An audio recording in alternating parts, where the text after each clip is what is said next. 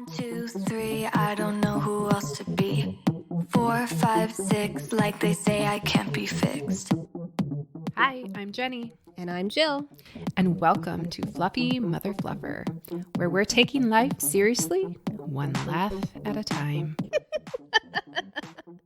All right, we're in episode 8, and today we're exploring the world of online dating. First, we'll be talking about the fluffy crap you have to deal with in the online dating world and when it goes. Then we're going to get a little deeper in a segment called Homogamy, Shomogamy. So what? We'll be discussing if online dating is finally getting us out of our small, homogenous social bubbles. Then we'll wrap it up with our first ever Sunshine Out the Hoo-Hah segment and a story that'll make you feel all warm and cozy on the inside.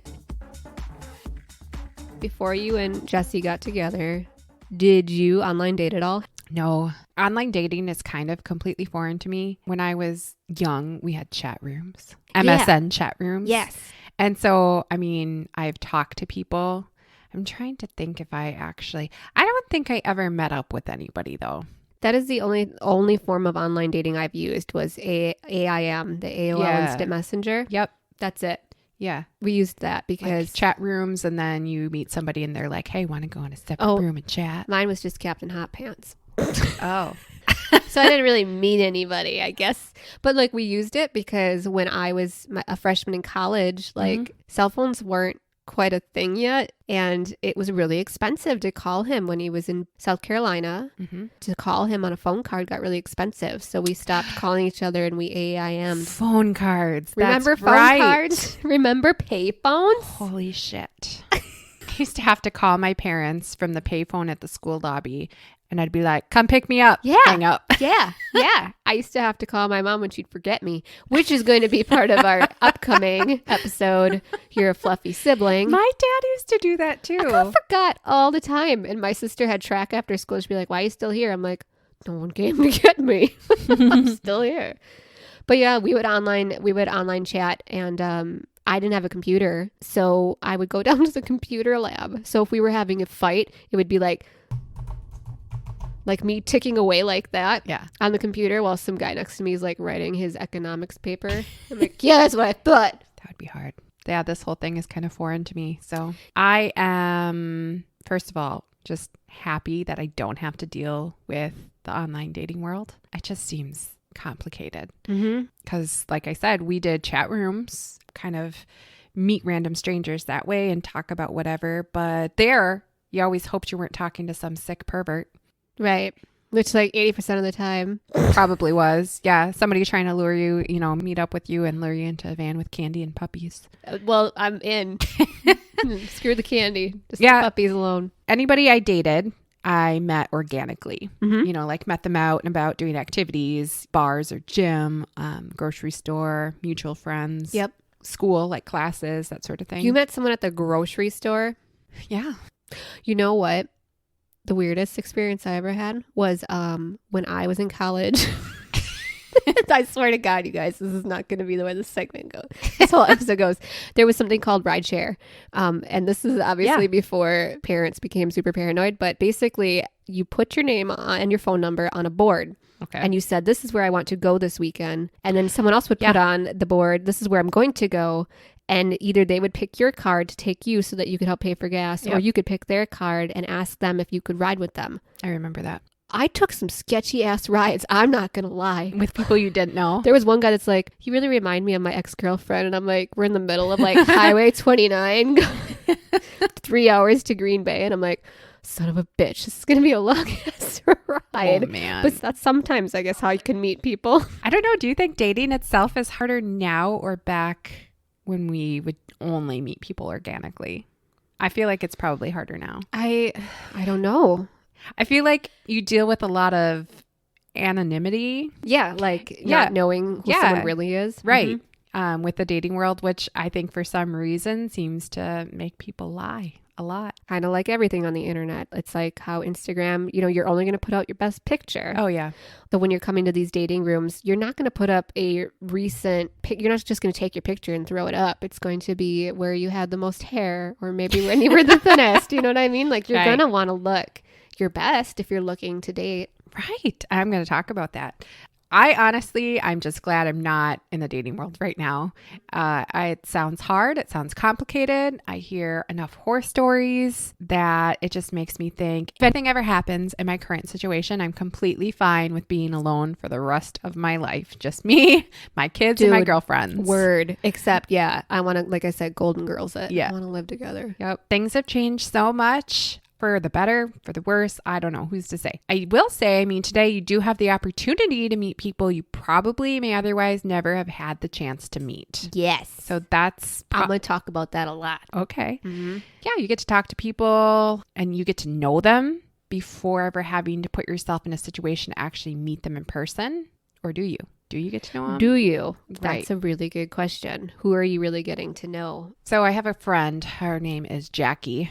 She kind of gave me the lowdown on her experience with online dating and why she has of recently completely deleted all of her dating apps. Really? Yeah. She said, I'm just going to try the more quote unquote old fashioned route of dating, which after listening to her stories, I'm like, I don't blame you. Yeah. She started by saying that a lot of the problems with online dating is that people, like you said, they can show themselves however they want to. Yep. Right. In other words, they can completely lie about who they are and you're none the wiser. So I'm not even talking about big things here, like being a convicted felon.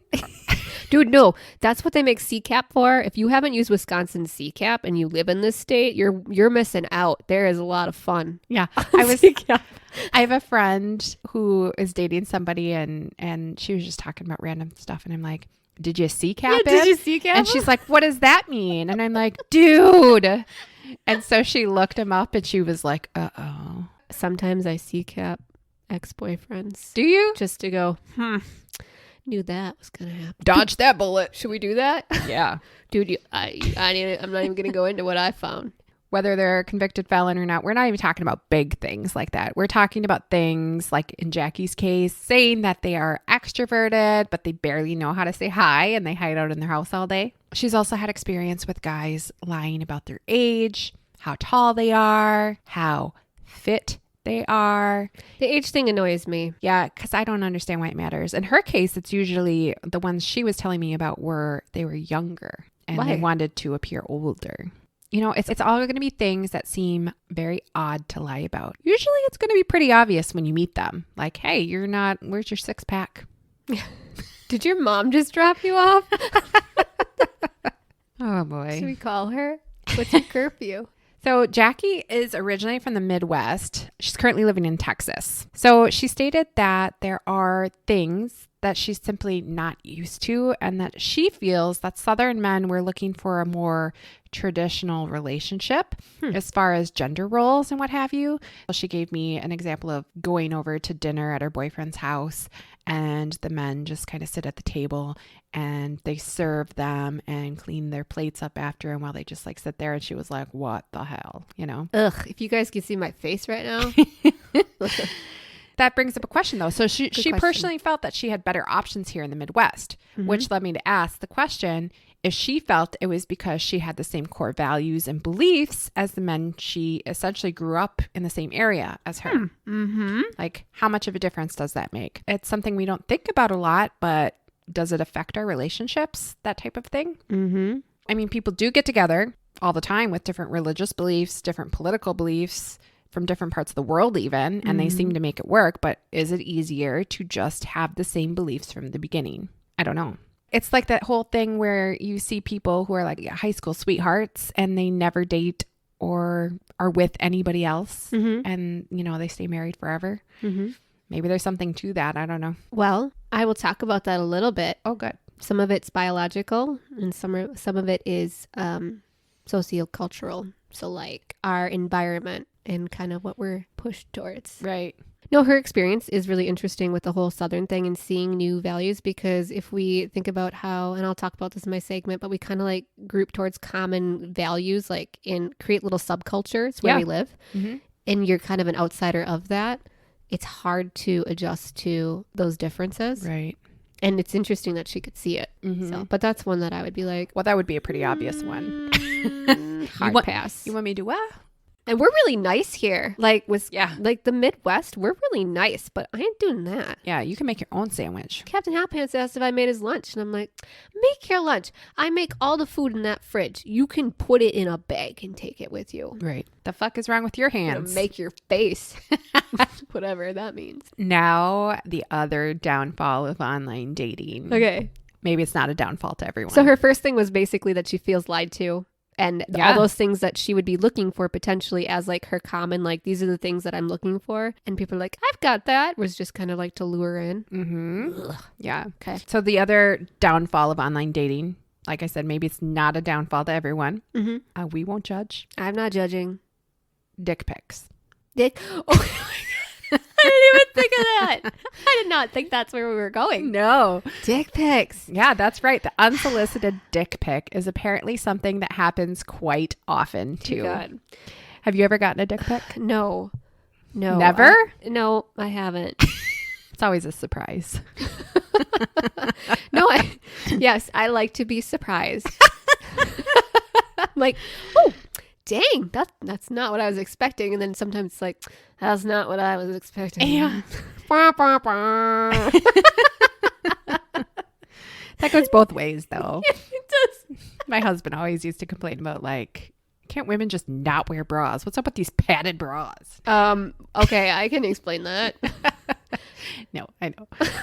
Apparently, dick pics are such a problem that Texas recently passed a law making Okay, sorry. what? Did they really? They Yeah. passed a law. Making sending dick pics illegal because there were so many people just getting random penis pictures. I'm just going to send this out to every phone number that I can think of in this area code. I'm just Yeah. going to throw it in, toss it out to the world and see who it sticks on. Okay. I just would like a little PSA for the men listening. We don't care what it looks like to an extent. Yeah. If it's like- that's not entirely If it's true. like got stuff through it, or it's like, I don't know, like extremely massive and you have not prepared us for that fact, yeah, maybe a picture might be a good idea. a picture would be a good Just- idea. Like, hey, by the way, like I'm really, really large, and just be That ready. brings us to a whole nother conversation though, But- because don't most men think that they're huge? Do they? Yes. Yes, they do. Do they? PSA 2. You're not all the same. And it's God okay. didn't make you all the same. But hey, remember, again, it's what it's attached to that we care about for the most part. Mm-hmm. Unless you're Jason Momoa, Yeah. then it's all about what it's attached to. I don't care what you have down there. We can work with whatever. It's Yeah, fine. We got It's it. okay. We got this. It's fine. Okay, we got way off track here. You threw me off base with the Sorry. second issue is dick pics. I didn't think about it. And I'm like, damn it, that's true. Dick pics. So here's some other funny stories that she's had with her dating experience. Saying that, hey, I'll meet up with you at a restaurant, only to pull up into the parking lot. And there is the guy standing outside of his car. He's got a sleeping child strapped into a car seat in the back. She's also had guys who she's met at a restaurant get there. They've already ordered their food before she got there and got it to go at that. No. Did they order for her? No. Was she late? Mm-mm. Okay. Yeah. To me, that's kind of like a passive aggressive, like, I'm not paying for your shit. But I don't think, Why did you get it to go? right. I mean, now it would make sense. Yeah. Unless, like, her theory was maybe they were maybe in a relationship and they were like looking for something maybe quick type of a thing. Yeah, honey, I'm gonna go to Applebee's and get some food to go. I'm gonna do some carry out. Try What and would you get a- like? Try and get a BJ in the All right, car it's when gonna I take get the it's gonna restaurant. take a bit. They got my order screwed up. I'll be there in a minute. Something. Who knows? Holy maybe I'm just old and this is all shocking me. I am obviously in a bubble of not understanding the depths of online dating. So you are opening my eyes right now. That's what I'm saying. Like, I don't even want to deal with this bullshit. No. She did have a silver lining, though, in one of these stories. Mhm. So she matched with a guy who then invited her over to a barbecue. So normally she said, never, ever, ever, ever would I go to a personal residence for a first time meetup. But she Yeah. did this one time. And she realized quickly that she wasn't so much into the guy, but she stayed and she socialized. And she ended up meeting this girl, Morgan. So then Morgan informed her that she was actually the one who had taken this guy's phone, swiped right or left or whatever it is you do to match with them, and matched him with her. Funny, because it turns out these two actually became fast friends, and that's now her best friend. That's cool. Yeah. Then there's The Catfish. Is that show on MTV anymore? Have you watched it? I used to love that show. I think it is. Yeah. Catfished and ghosted or whatever. It's crazy that there are people out there who do this, like go to such extremes. If anybody's ever watched the show before. Yeah, the general idea is that you pretend to be somebody you're not and you reel someone in based off that fact. Yeah, like for like ever. To steal somebody's pictures, like the whole thing, like make up this whole fictional person in life. And sometimes even crazier that people fall for it. It's kind of one of those things where until you're in that situation, it's just hard to say, I guess, what you would do or believe, you know, but most people nowadays have video chat or some form of way of communicating. So, but catfishing, yes, it's basically just being someone you are not. In these cases, to obtain some sort of relationship with someone else. And it's the type of thing that for the most part, you'd probably never be able to get away with while dating in person. Yeah, that's true. But I mean, it obviously happens so frequently that they have and are able to make a whole show about it and have multiple seasons. So here's a story I found from Elite Daily. It's a bit embarrassing to admit I was catfished, but I was. About 10 to 11 years ago, I started talking to a guy on MySpace. So that tells you how old this is. MySpace. Oh, Tom. I'm pretty sure he messaged me first. And at first we just talked about tattoos, stuff like that, since I had just gotten an apprenticeship at a shop. The guy said he knew my friend. Let's call her Amanda. So I talked to Amanda and she said she knew the guy and they grew up together. Guy and I kept talking online and of course I developed feelings. We talk on the phone for hours and finally after a few weeks we agreed to meet up. And what do you know? The guy doesn't show up. He wouldn't answer his phone. Hours later, he calls saying he's sorry, his phone died, it got lost, and, we try again another day. I stupidly ate up the BS, forgave him, and agreed to meet him another time. The next time, I brought Amanda and her girlfriend to meet this guy. Even though Amanda vouched for this guy, he didn't show up again. Again, I'm feeling like an idiot, and I'm crying. So Amanda and her girlfriend drove me home. Immediately, I go online and quote unquote, break up with this dude I never met. We still talked for like 6 months after that, with me questioning if he was real. But after that, he was supposedly vacationing around Europe, and I wasn't trying to pursue anything anymore. I'd still hang out with Amanda, and she would tell me that the guy called her and had some crazy stories about Amsterdam or Paris or whatever. Well, about a year ago, I got a message on Facebook from a girl. She asked if I knew the MySpace guy and if I had ever met him. I told her, nope, never met him. She messaged me back that Amanda told her I had met this guy and that she had a brief online relationship with him. Then one night, this girl was staying at Amanda's house when she was sick. And I guess her voice was hoarse. She said it sounded exactly like the guy she was talking to online. So she confronted Amanda and Amanda came clean. So basically, her friend of 10 plus years catfished her while she herself had a girlfriend. Why? I'm assuming, who knows? Why do people do these kind of things? Yeah, that's what I want to know. Yeah, I mean, boggles my mind. She said, I always wondered why she was, a little clingy for a friend and hated all of my boyfriends. And now she knows. I haven't confronted her yet, but I also haven't talked to her for a year. I feel like she most likely knows that I know now. And it hurts that a good friend did that to me. So yeah, she must have liked her and... crazy. Why do people do that? I don't know. Are they lonely, unsure of themselves? It's messed up.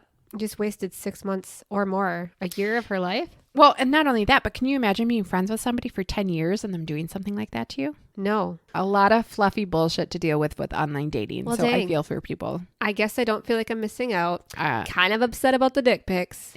I guess mean, I'll just start fishing for them elsewhere, though. Maybe I'll catfish. We could line something up for you. Yeah, okay. Don't tell my husband. Because I don't want... Wait. Because all of a sudden then I'm going to be getting a plethora of them. You're all going to... He's going to listen to this. Wait, though. Question. Legit question. Yeah. If you got a random dick pic from a random number and it was your husband's, would you be able to tell that it was your husband's? I think this would be a fun game. in a lineup, like if it was like a lineup, I mean, I guess, or if like a police lineup. if you just got a random dick pic Cough. and you're like, oh, that penis looks familiar. Penis number 3, please cough.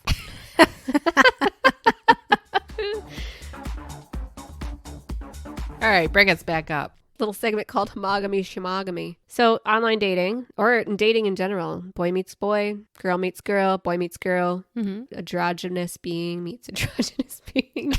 Maybe you don't define as either, but like whatever your free will choice is that fits you, there's a very lucrative market in the westernized world for connecting people because we as humans long for connection in some form. And at some point, that might be a romantic partnership that fills that need to spread the seed. Your ultimate goal might be looking for somebody to marry and have kids with, or just have kids with, or whatever the case may be. Right. So people are making bank off of the fact that they know that we as humans like to connect with other people. Exactly. Oh, for sure. Yeah.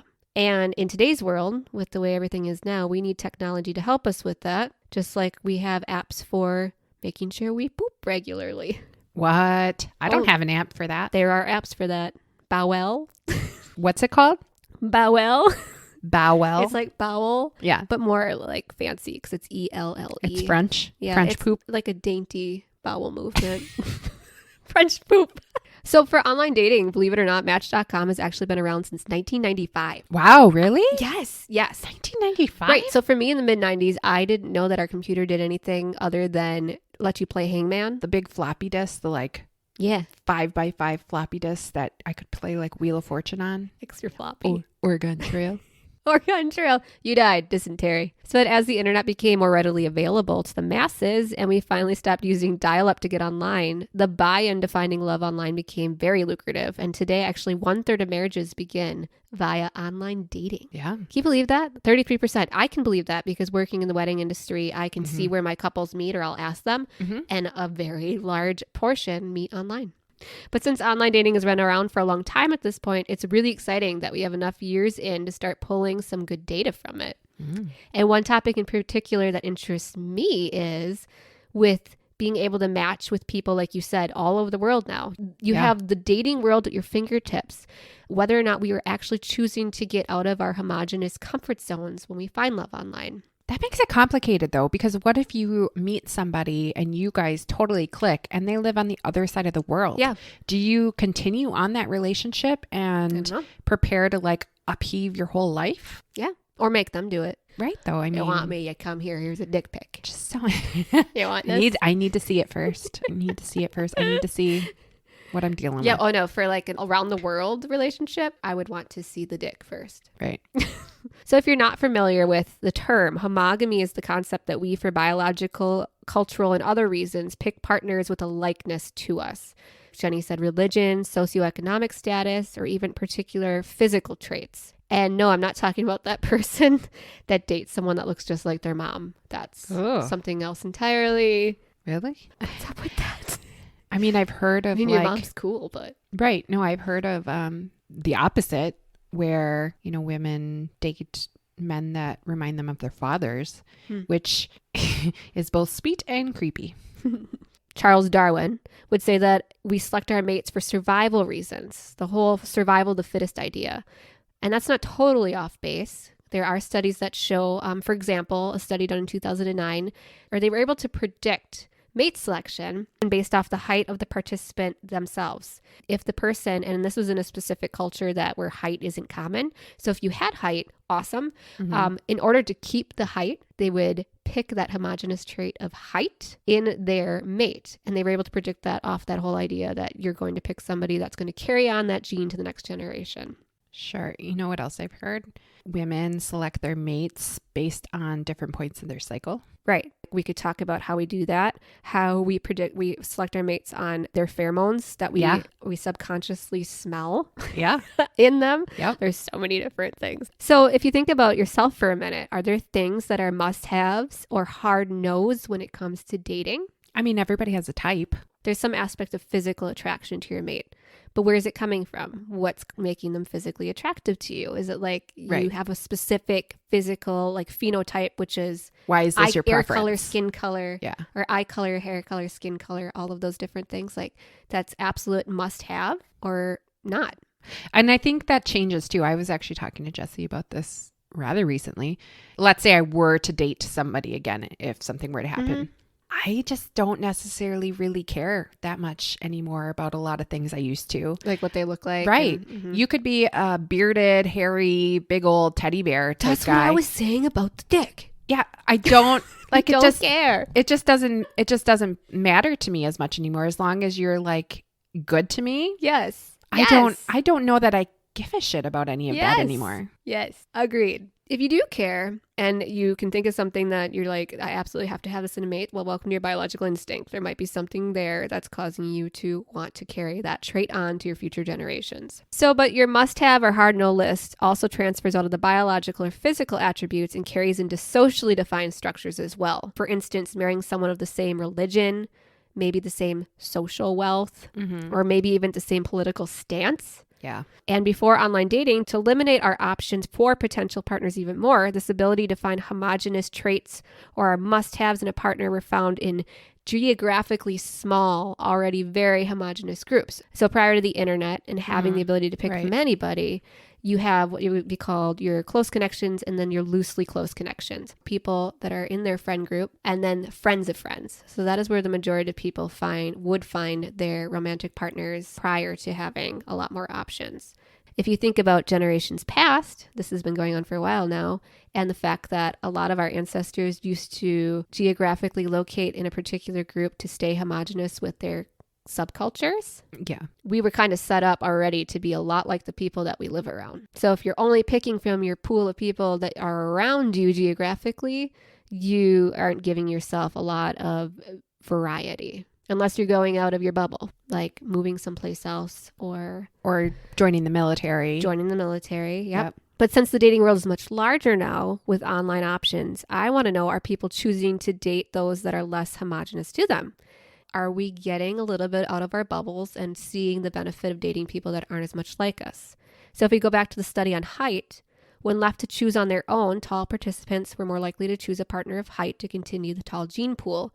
But when using a random selection for a suitable partner based off of other characteristics in the study, the partners did not match up the same. If we look at online dating, if you're letting a computer match you up to somebody based off of a variety of different characteristics outside of just those phenotypes like skin, hair, eye that you would physically see, and then also your geographical location, if you're letting yourself get out of that and you have a world to choose from, are we letting that happen? Are we diversifying our world just through online dating? I think that's a personality thing. I think you have people that are just more adventurous in general and who are just like, I want something that's going to be, I don't know, less boring. You were going to online date. So for me, if I was going to online date, I thought about this.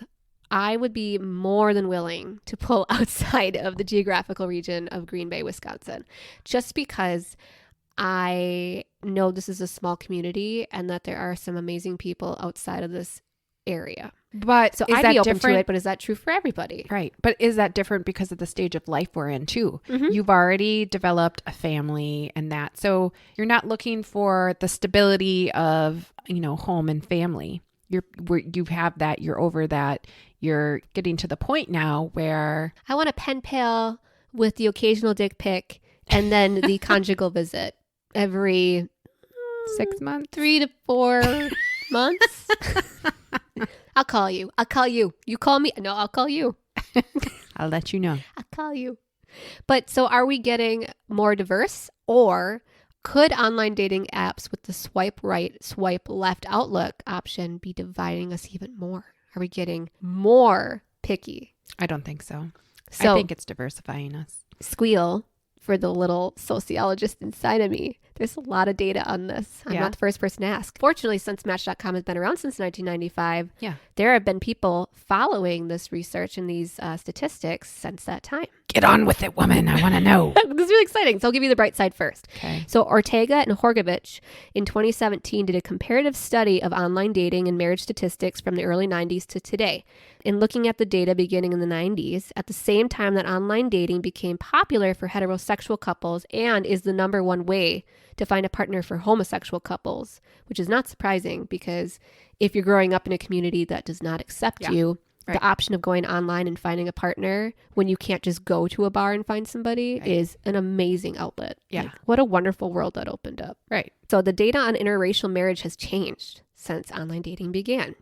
And interracial marriage has been increasing ever since. What these longitudinal results over time suggest is that online dating might be helping us look beyond a phenotype, in this case skin color, to find partners. Now, factors such as the eradication of laws up to the year 2000 where interracial marriage was still illegal. Yes, Alabama, I'm fucking talking about you. Really? 2000, really? 2000. That's 2000. Insane. Tisk.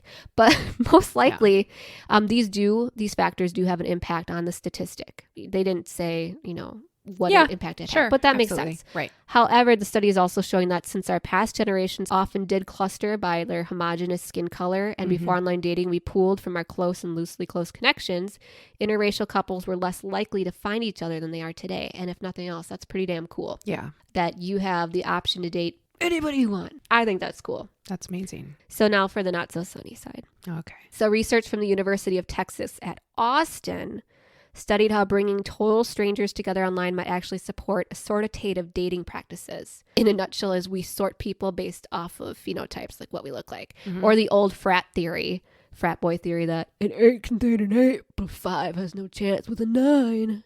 You ever hear that before? Yeah. Okay, so you have to date on your hot or not scale. But anyway, there is actually a little bit behind this. Study was based on that theory that spending time with someone, getting to know them and their personality before dating overcomes that whole rating scale idea. But online dating isn't allowing that time aspect that we were defaulting to in the past. So when you met someone in person, right away you could have an engaging conversation with them. Or like Jesse could try his pickup line on you. Where most likely, is he going to throw out a pickup line at you on Tinder? No. You're going to swipe right. That's true. Swipe left. Be done. So this theory is actually rather solid. That time can negate the need to find someone at your same physical attractiveness level. And online dating apps use it. OkCupid matches on personality and overall likability. So they use the theory that they want you to invest time. Right. Where Tinder is all like swipe right, swipe left. Yeah. On the hot or not scale. And it's my understanding that some of those are more, there's a reason for that, right? There are apps that are more for just hookups. Yeah. And there are apps that are for like relationships. Yeah. But because all dating sites are looking to find people we haven't met and matched ourselves with yet in person, in the majority of cases, all of it is blind dating. So even if you're using OkCupid or a site that's more about getting to know somebody, no matter what, there's some aspect of blind dating to it. Right. So what research from the University of Texas at Austin theorized is that some forms of online dating make it less likely for couples of varying ends of that hot or not scale to even consider potentially amazing relationships they could have. So they tested it on a very pertinent demographic. They used traditional aged college students in a class, and they had the classmates rate each other on a scale of attractiveness at the start of the semester and at the end. And what do you think happened? I would assumed that changed for every person based on how, whether they irritated the shit out of them or not. They sucked or not. You're correct. The scores changed over time after time was invested in the relationship to get each classmate to know each other. That's pretty cool. That kind of shows how this would work. So then applying the same testing to the dating apps, they found similar results. The less time couples had to get to know each other before the first date, the more likely they were to solely match on the hot or not scale. Where couples that had known each other for quite a long time were more likely to marry all over the board when looking at socially normed physical hotness. So what does this mean? If we go back to the interracial marriage study by Ortega and Herkovich, it's interesting to note that the researchers found that interracial couples were found to have higher levels of marriage and relationship satisfaction, as well as increased relationship longevity. So not being, now I'm not going to say vain or shallow, because again, there is some biology behind who we find attractive, but not just settling for the person we find attractive and investing and looking outside of our homogenous circles. They find that that's actually an increase in the likelihood you're going to find someone to stay with long term. That's pretty awesome. That is. I guess my hope is that if you are using dating apps to find that next dating partner, or maybe to even search for the one, and again, people have found the one. I am going to weddings with people all the time who have found the one through online apps. That you seek out a person that fits many of those things that we spoke of in episode 7. Episode 7, we talked about the things you should talk about before you get married. Oh, yeah. So like morals, values, gender norms. Now again, we by nature will gravitate towards people we're attracted to. And there's a lot of fun science behind that maybe Jenny and I can talk about another time. Like smelling each other. Just don't stop there. Find someone who has one of those features that you find cute, but also loves that you have an obsession with large dogs, knows that you won't share your food at all, and is okay with the fact that you don't close any containers ever. So what I just truly hope is that we become aware of the broader world that is out there to choose from, and that we finally do away with some of those completely stupid concepts of who's socially appropriate to date, which were created in a time when like homogamy was used against us to run the world. Right. Like we're getting there. Special segment time. Whoop, whoop. This one is Sunshine Out the Hoo-Hah. So essentially, I wanted to find a story that would make you feel all warm and cozy on the inside. So I found a story kind of related to the topics today about a couple that meets and then parts and then gets back together. Oh. Not through online dating, but I'm going to tell you about an article I found on the Indie Star website called Born Out of Love, how the baby they gave up 50 years ago reunited high school sweethearts. So cute. Wow. Okay. Teenage love story, right? These two people date in high school named Joe and Donna.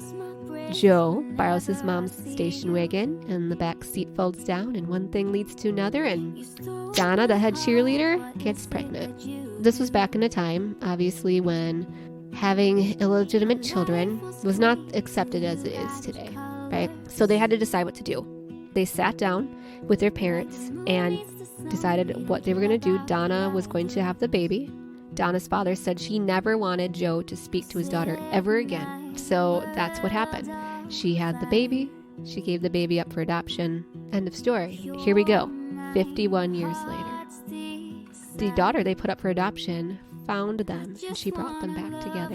And they fall in love all over again. Ooh, I get the little... I got chills listening to this. It's sad, though, that they missed out for 51 years. They did.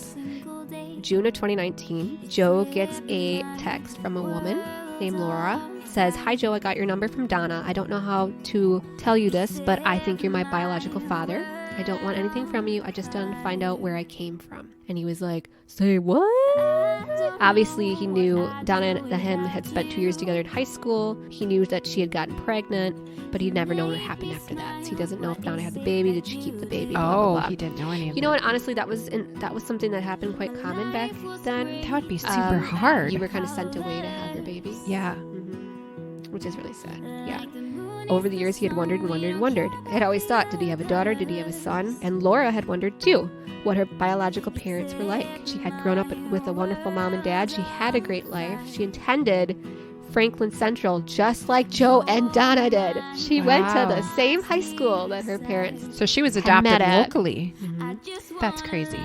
She says, as an adopted person, you always grew up thinking, I don't really look like my family, but I did always have a general curiosity. It wasn't nagging me, but it was always there. Then in 95, Laura had a son. In 98, she had a daughter. And the first time in her life, had a biological person that looked like her. And then she started to wonder, who were her biological parents? But in the 90s, the internet wasn't that big a thing. Right. Okay, so now comes in DNA testing. Yeah. Right? Donna's husband in 2019 got her a 23andMe DNA test as a gift. He had seen her sobbing and watching TLC's Long Lost Family, where people reunited with their biological relatives. Through the 23andMe, eventually, Laura gets back in touch with her mom. She finds her mom. She's like, I can't believe it. I found my mother. I've been waiting all this time. Then when she meets Donna, her mother, Donna offered Laura the name of her biological father. Get this. In another twist of fate, Laura already knew her dad. What? Her best friend in high school had married her dad's nephew. Oh, that's so weird. Isn't that crazy? I have chills. I do too. So when she talked to Joe on the phone for the first time, the words out of his mouth were, "Oh my gosh, if you look anything like Donna, I bet you're so pretty." Aww. So Laura thought that was really sweet, and she started talking about it. And then they saw each other after 50 years. So we saw each other and we hugged each other and we cried. We just knew. And they all met together. Donna, Jill, and Laura. And guess what?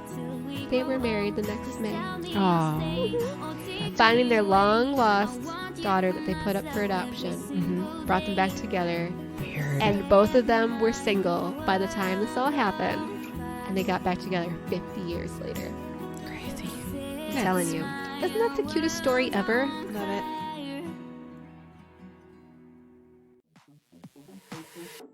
So what would you say your fluffy takeaway? My fluffy takeaway for the day is that dick pics are a bigger deal than I thought. And apparently men don't understand that the size of your penis or the look of it is kind of more on the fluffy surface of our dating desires for women. And they should just know that we are a little deeper than that. What's your fluffy takeaway? My fluffy takeaway is that online dating maybe isn't as bad as I thought it was. Yeah, there's From some the good stuff stories. for it. Yeah. Still don't know that it's changed our dreams of Golden Girls, but No. so that's it for this week's episode of Fluffy Mother Fluffer. If you are enjoying the podcast, please make sure to hit that subscribe button, as well as like, follow, and share us on your social media platforms. Bye. See you on Tinder. Better swipe right. Thank you for joining us on Fluffy Mother Fluffer. Hopefully this episode lifted a little bit of fluff off that pile called life. And if not, well, join us again next time, you fluffy mother fluffer, you.